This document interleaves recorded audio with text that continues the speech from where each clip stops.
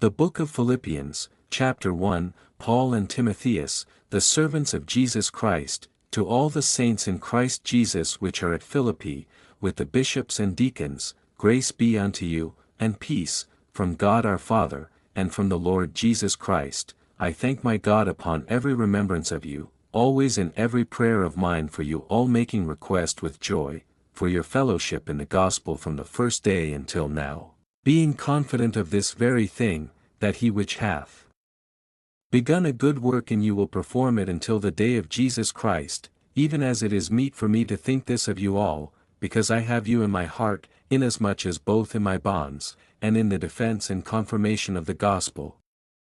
ye all are partakers of my grace, for God is my record, how greatly I long after you all in the bowels of Jesus Christ, and this I pray, that your love may abound yet more and more in knowledge and in all judgment, that ye may approve things that are excellent, that ye may be sincere and without offense till the day of Christ, being filled with the fruits of righteousness, which are by Jesus Christ, unto the glory and praise of God. But I would ye should understand, brethren, that the things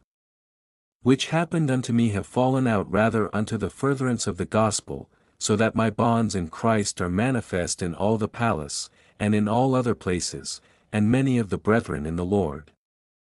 waxing confident by my bonds, are much more bold to speak the word without fear. Some indeed preach Christ even of envy and strife, and some also of good will, the one preach Christ of contention, not sincerely, supposing to add affliction to my bonds, but the other of love, knowing that I am set for the defense of the gospel. What then?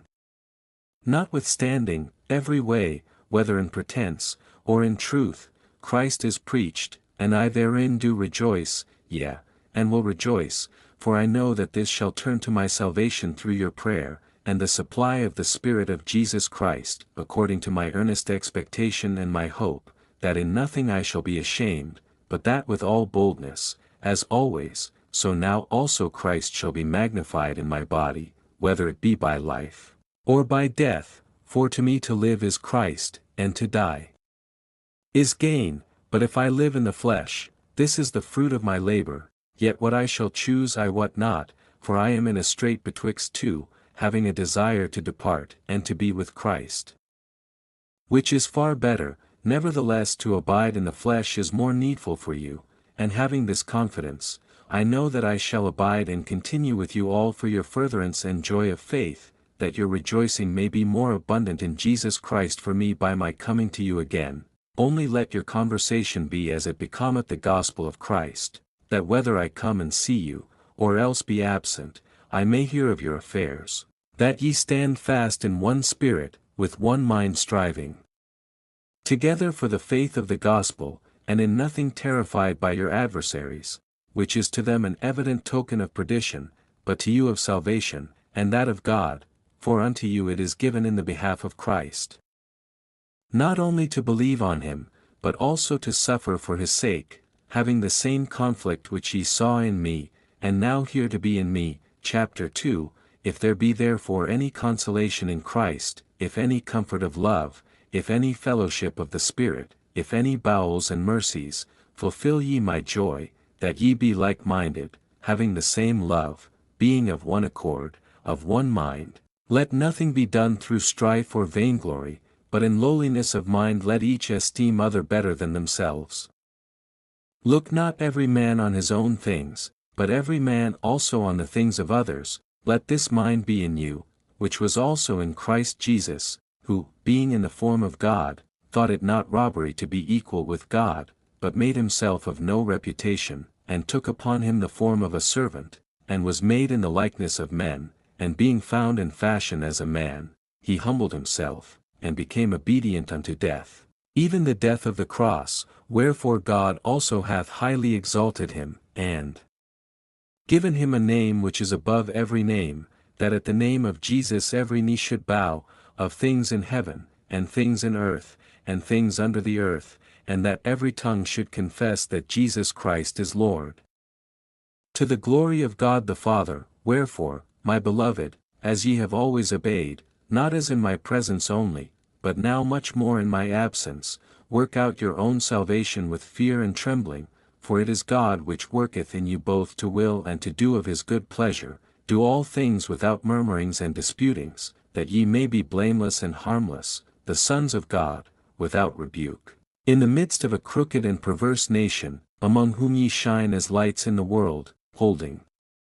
forth the word of life, that I may rejoice in the day of Christ, that I have not run in vain, neither labored in vain, yea, and if I be offered upon the sacrifice and service of your faith.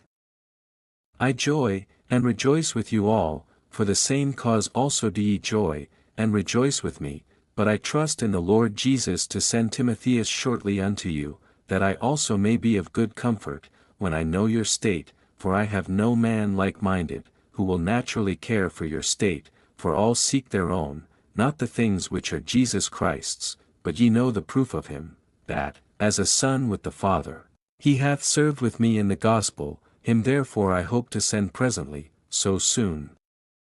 as I shall see how it will go with me.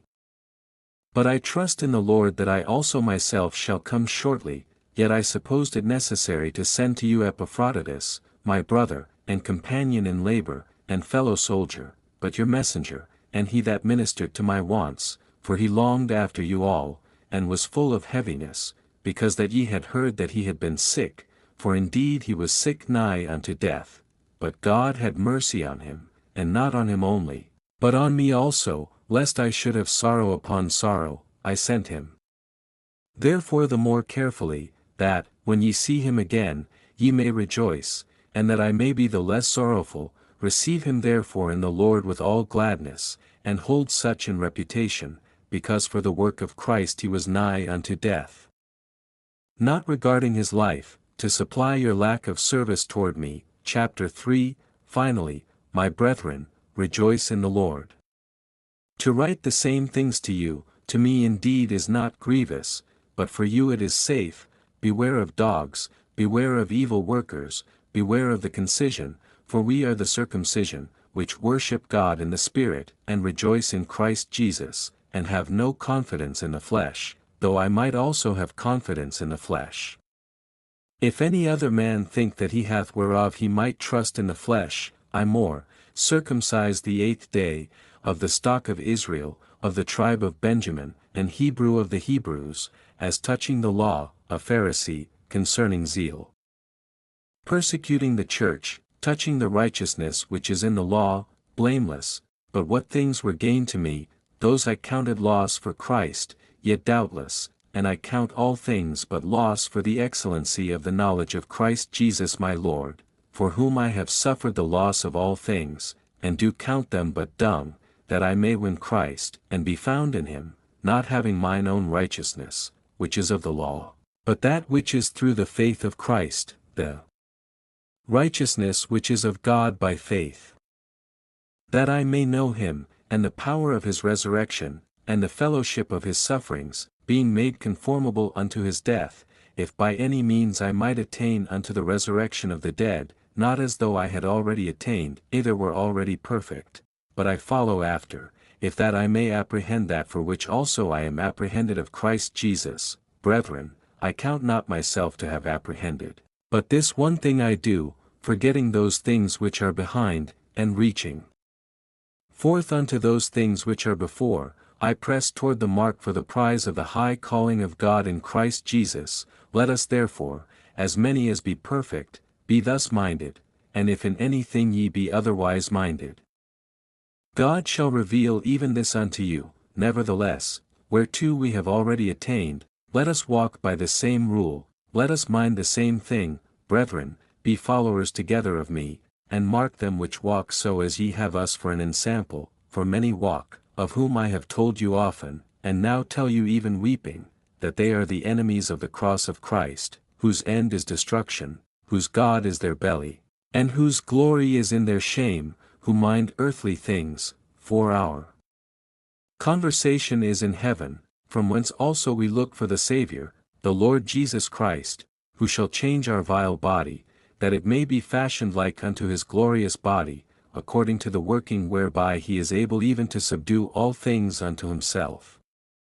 Chapter 4. Therefore, my brethren dearly beloved and longed for, my joy and crown, so stand fast in the Lord, my dearly beloved, I beseech Euodias, and beseech Syntyche, that they be of the same mind in the Lord, and I entreat thee also, true yokefellow, help those women which labored with me in the gospel, with Clement also, and with other my fellow laborers, whose names are in the book of life. Rejoice in the Lord always, and again I say, rejoice, let your moderation be known unto all men. The Lord is at hand, be careful for nothing, but in everything by prayer and supplication with thanksgiving let your requests be made known unto God, and the peace of God, which passeth all understanding, shall keep your hearts and minds through Christ Jesus. Finally, brethren, whatsoever things are true, whatsoever things are honest, whatsoever things are just, whatsoever things are pure, whatsoever things are lovely, whatsoever things are of good report, if there be any virtue, and if there be any praise, think on these things, those things, which ye have both learned, and received, and heard, and seen in me, do, and the God of peace shall be with you. But I rejoiced in the Lord greatly, that now at the last your care of me hath flourished again, wherein ye were also careful, but ye lacked opportunity, not that I speak in respect of want, for I have learned, in whatsoever state I am, therewith to be content. I know both how to be abased, and I know how to abound. Everywhere and in all things I am instructed both to be full and to be hungry, both to abound and to suffer need. I can do all things through Christ which strengtheneth me. Notwithstanding ye have well done, that ye did communicate with my affliction. Now ye Philippians know also, that in the beginning of the gospel, when I departed from Macedonia, no church communicated with me as concerning giving and receiving, but ye only, for even in Thessalonica ye sent once and again unto my necessity, not because I desire a gift, but I desire fruit that may abound to your account. But I have all, and abound, I am full, having received of Epaphroditus the things which were sent from you, an odor of a sweet smell, a sacrifice acceptable, well-pleasing to God. But my God shall supply all your need according to his riches in glory by Christ Jesus. Now unto God and our Father be glory for ever and ever. Amen. Salute every saint in Christ Jesus. The brethren which are with me greet you, all the saints salute you, chiefly they that are of Caesar's household. The grace of our Lord Jesus Christ be with you all. Amen.